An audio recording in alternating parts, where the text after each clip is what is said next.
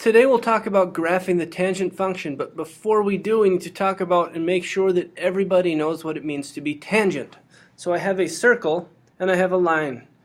If I move this line so that it touches the circle in exactly one place, where the two intersect is said to be its point of tangency. Tangent means touches in exactly one spot. Now, what are we graphing when we graph tangent? With sine and cosine, we're graphing the x and y coordinates for the points on this circle. So if I overlay xy axes, for sine, we're graphing the y-coordinate of this blue point. For cosine, we're graphing the x-coordinate of this. But for tangent, what we're graphing is the length of the segment from our point of tangency to where it intersects the x-axis. So let's move to our graphing applet so we can see this. As I increase my angle, watch the orange dot and watch the distance of the orange segment coming off of the circle. See the orange dot extending out from the screen? That distance gets bigger and bigger and bigger and bigger and bigger. And what happens when we hit 90 degrees? When we hit 90 degrees, that line of tangency no longer can intersect the x-axis because it's parallel to it. And at pi over 2, right here, we have a vertical asymptote.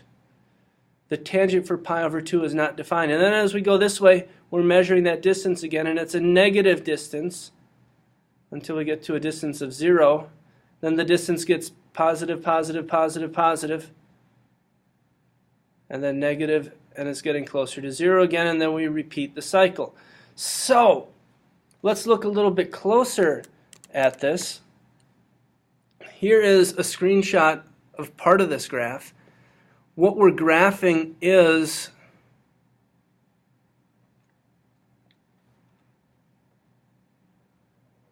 that distance. That becomes the y-coordinate of this point. And as we change, we get bigger distances and bigger distances. The heights, the y values get bigger and bigger until graphically for 90 degrees, for pi over 2 radians, it's a horizontal tangent line which never intersects the x-axis, and we get a vertical asymptote at pi over 2. Now, when we graph this, we need to show the vertical asymptotes, and we need to show a few cycles of this graph. So let's actually create a graph for y equals tangent x. So I'm going to start with my xy axes. There's my y. There's my x. Now notice on the graph, if I go back to this, the period is not, I repeat, not 2 pi, because I'm going around this way, and then once I hit pi radians, guess what? We're repeating ourselves again. The period for tangent is only pi, which is different. Now with tangent, remember we're undefined at pi over 2. The tangent of 0 is 0. The tangent of pi over 4 is 1.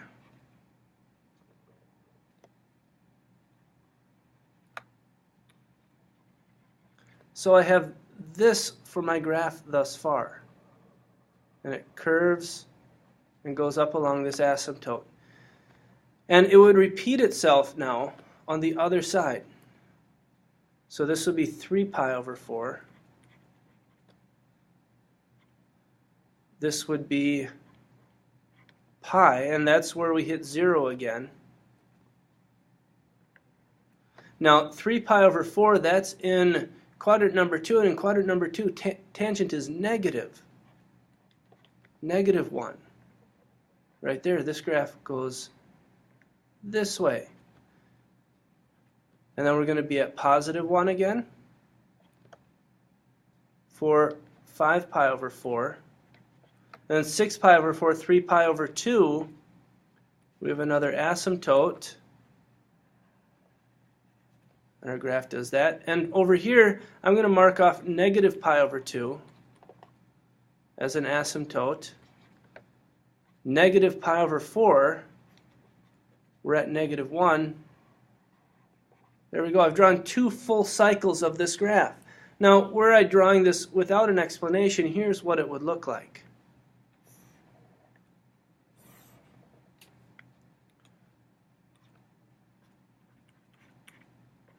Asymptote at pi over 2.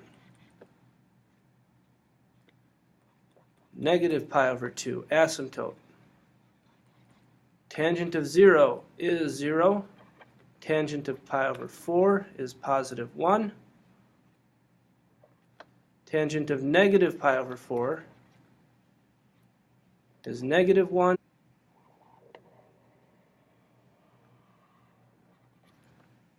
And there's a rough graph of 1 cycle. Usually, bare minimum, you have to draw 1 full cycle. If it tells you to draw within a certain window, I just need to extend my x-axis, my scale, in either direction. But there is the basic shape of tangent, and we will explore how to transform this later on.